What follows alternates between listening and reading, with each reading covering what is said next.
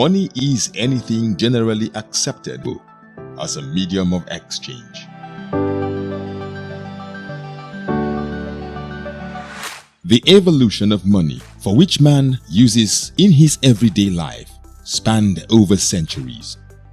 The era of no exchange existed. Every man to himself. Man produced all he needed as much as he could, picking up fruits, hunting for wildlife. No need for exchange. His needs were met, and man was content. The culture of man living in band with no single medium of exchange evolved into a direct exchange lifestyle. The swapping for exact goods and services with each other. This was the barter system. The problem of the barter system was the double coincidence of wants. Again, the problem of common unit of account.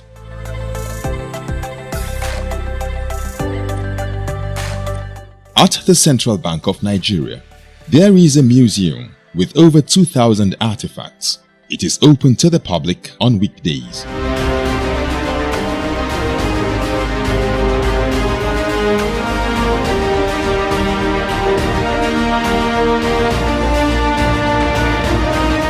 The basic objective of setting up the Currency Museum in Central Bank is to afford the general public an opportunity to have a full knowledge of the history and development of money and the evolution of money in Nigeria.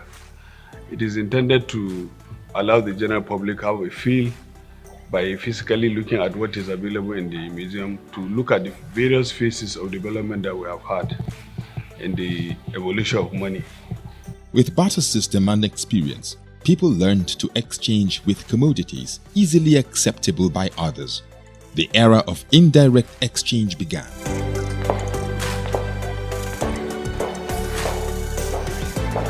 Stella Ghana is of the Currency Operations Department of the CBN.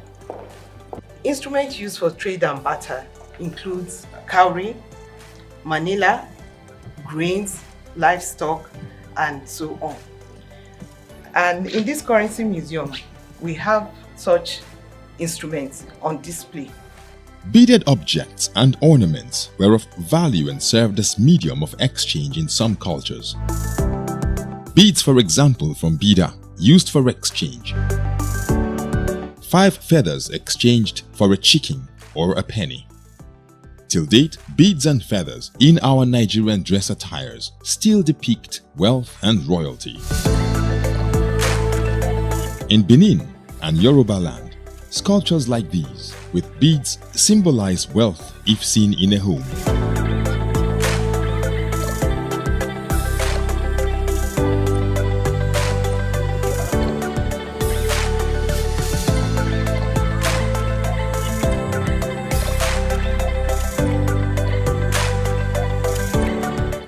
A 100 berry seed was the equivalent of a penny.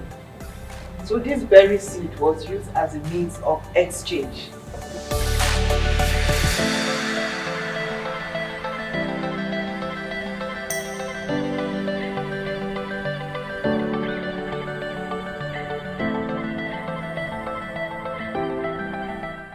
This Iboku ornament from southeast Nigeria in the 6th century was used for trading as far as northern African countries. Tobacco rope used for bride price. A bottle of gin and its content was used for exchange during the slave trade era.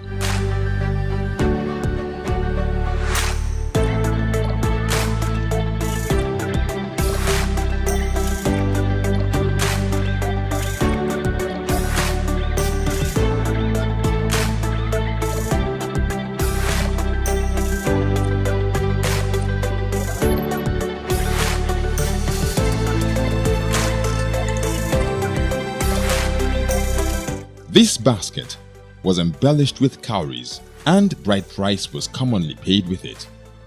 The weak and bulky nature of these commodities led to the use of durable materials like gold bars, metals of common unique shaped curves, and blades called manila. It had value as commodity and as a medium of exchange.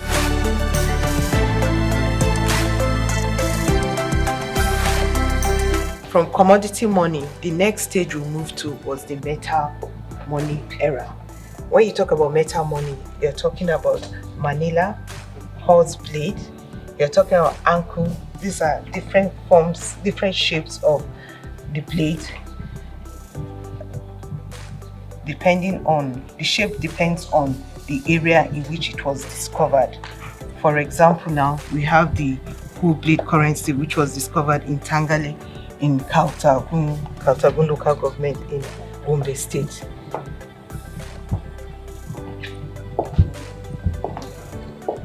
We also have horse-shaped manila, which is used in the riverine areas as a medium of exchange. This was manila used in the tea land of Nigeria, both for farming and payment of bride price.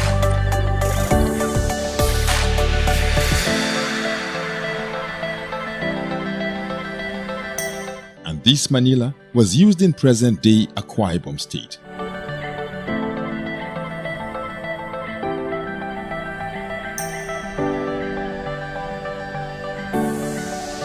This big hoe was used for exchange and farming in Panshin, Plateau State.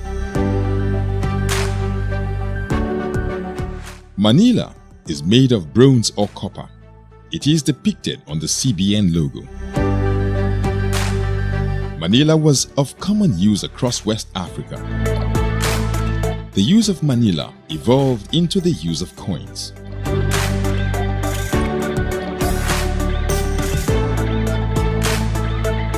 In Lydia, now part of Turkey, the first ever coin was minted out of gold in the 6th century.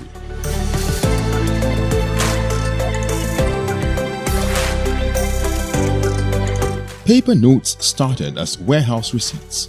These commodities that earlier served as medium of exchange were kept in warehouses, and receipts were issued for them, particularly gold bars, kept by goldsmiths for safety.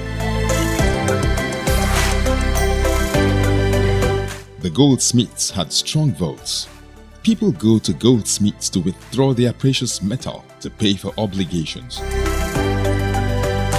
To make things easier, goldsmiths issued these receipt notes without names and in various denominations.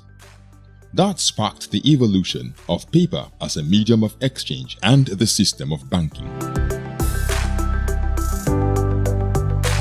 Tang Dynasty in China during the 7th century issued the first paper note, the fly currency, used for paying local merchants.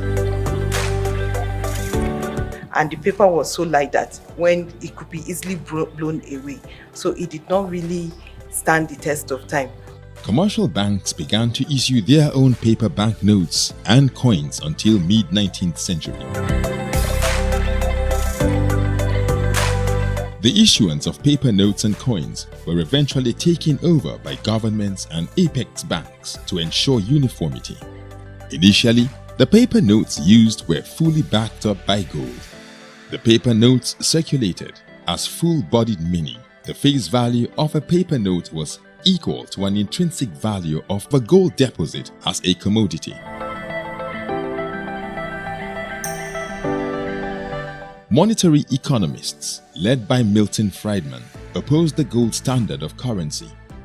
They said that the limited amount of gold will stall the amount of currency in the system, which would lead to inflation. This can only be checked if gold is continuously mined. Truly, with time, it became impossible to meet the supply of gold for exchange purposes. Paper notes was now partly backed by gold and partly backed by nothing. The proportion issued without gold backing was by fiat. The proportion served as a medium of exchange because of government backing. There were more currencies in circulation than gold quantities. Eventually, currencies in circulation were purely issued as token money, meaning the face value now had greater value than the intrinsic value as a commodity. In this museum, there is a display of currencies across the world. Nigeria evolved in the application of paper note currencies under colonial rule.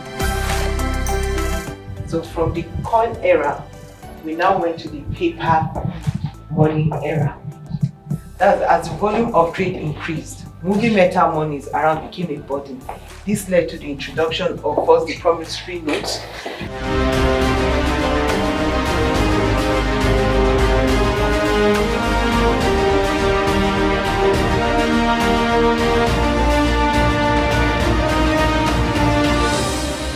Bank of England was given the right to issue banknotes and coins in Nigeria. The currency was backed by the 1844 Charter, giving the banknotes legal status and acceptability. In 1912, the colonial rulers, using the West African Currency Board, issued banknotes in currency form of pounds and shillings in Nigeria. On the 1st of July 1959, the Central Bank of Nigeria, CBN, commenced operation and was the sole body responsible for the issuance of legal tender currency in Nigeria.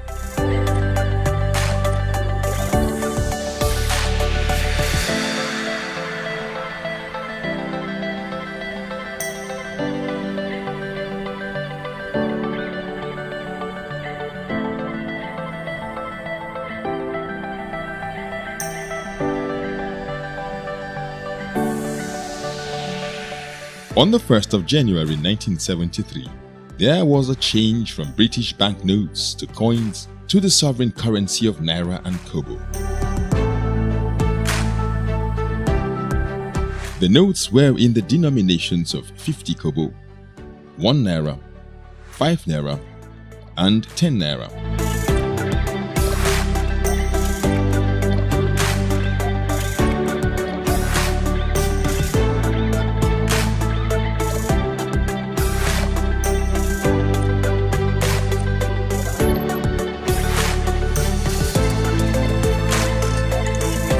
While the coins were 25 Kobo, 10 Kobo, 5 Kobo, 1 Kobo, and half a Kobo.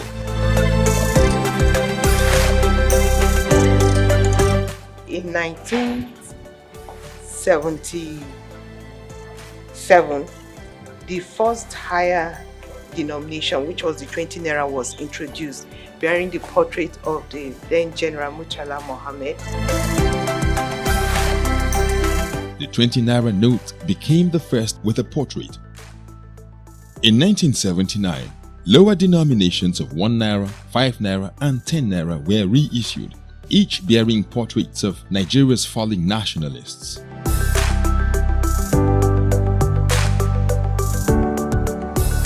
In 1984, a color swap of the currency was carried out to reduce the illegal trafficking of the 1979 currencies. In 1991, a higher denomination of 50 Naira was introduced, portraying national unity, while the 1 Naira and 50 Kobo were minted to coins. In 1999, the 100 Naira note was introduced in response to economic activities and to enhance payments system.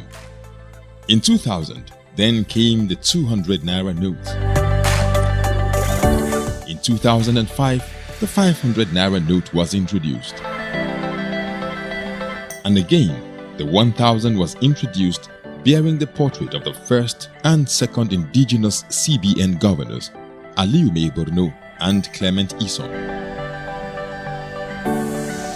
NSPMC is the only company that is authorized to produce our banknotes for us. So our production is done with the Nigerian Security and Printing Minting Company in Lagos or Abuja.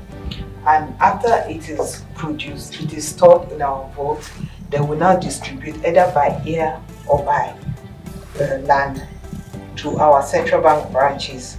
From there, it is now circulated to the deposit money banks. Here is the template design for the 1000 Naira note. These are the materials for the production of paper notes.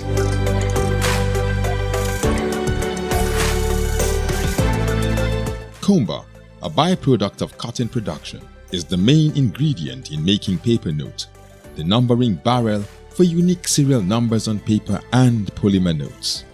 Paper and polymer notes are minted with security features. The basic security features that we encourage everybody to be aware of are the watermark, security trade, and a unique serial number. That determines the uniqueness of our banknotes.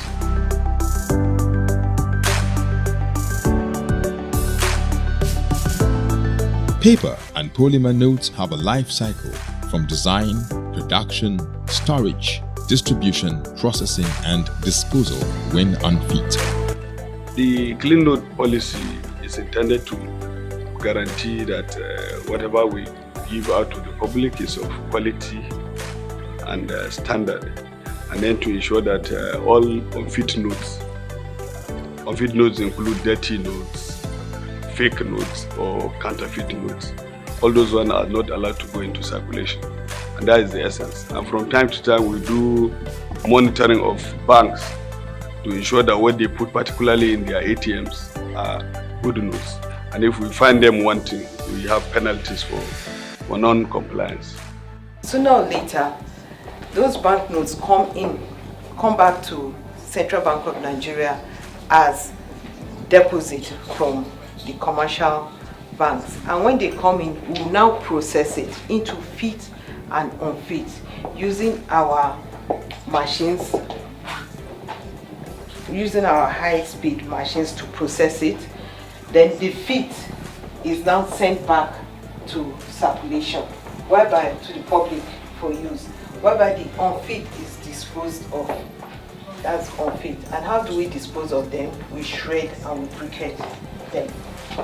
And also, in line with sustainability practice, we're looking into turning our unfit banknotes into recycling them into plumbing materials, beam and roofing tiles. This is a sample of our unfit banknote. It was turned into a table and chair, which the bank intends to give out as social corporate responsibility to schools.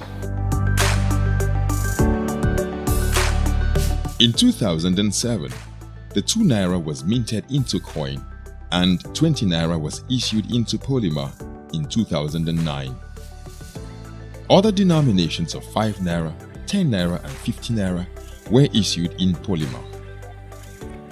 In 2009, 50 naira commemorative note was introduced to mark CBN at 50 years.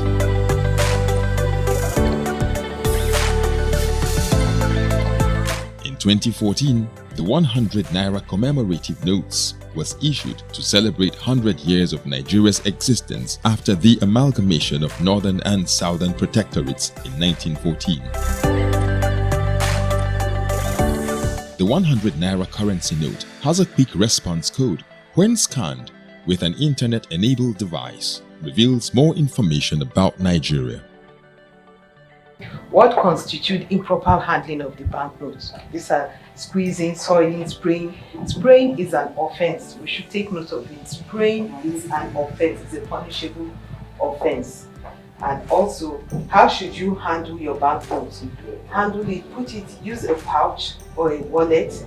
And if you must give out banknotes, if you must give out money, put it in an envelope. The emergence of bank credit as medium of exchange developed alongside paper notes.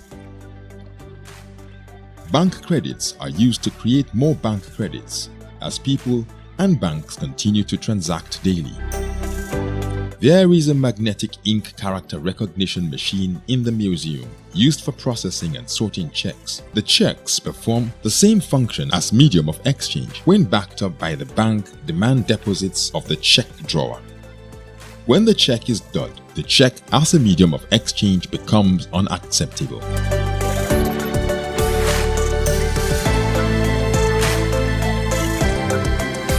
Today, there are plastic cards, software applications and many other instruments succeeding as medium of exchange. Using financial technology, people settle obligations with plastic cards and other devices. Presently, exchange could be done without paper notes or coins being seen or touched. Digits are credited and debited with the touch of buttons, and exchange is completed. And then we also look at new areas of development in the world and see what is coming up. Though it's a national program where because the trend now is, apart from the paper notes that you have, you may soon see the emergence of central bank digital currencies that will be issued. They will be in the form of token, virtual token that has the power of fiat money that is monitored by a monetary authority. And this is distinct from the cryptocurrency, where you have no one regulating it, because it's a kind of distributed ledger you have for crypto. But here you have an authority that is issuing the digital currency. But we have not gotten there yet, but we are still making some choices and researches on how best to deploy it, because all countries of the world are trying to do the same thing.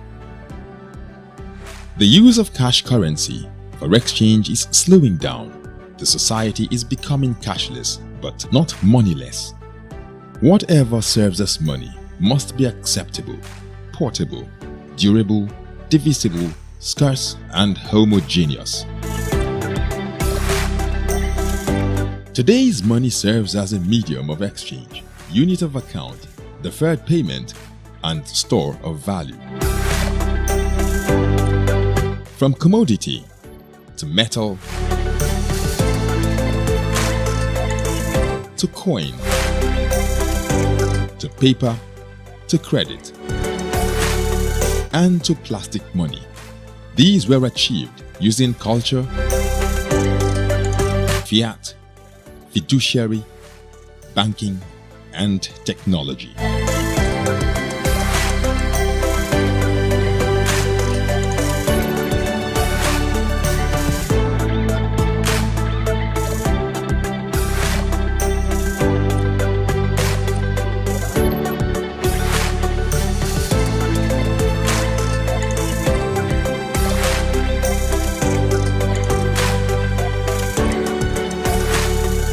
Money is a concept.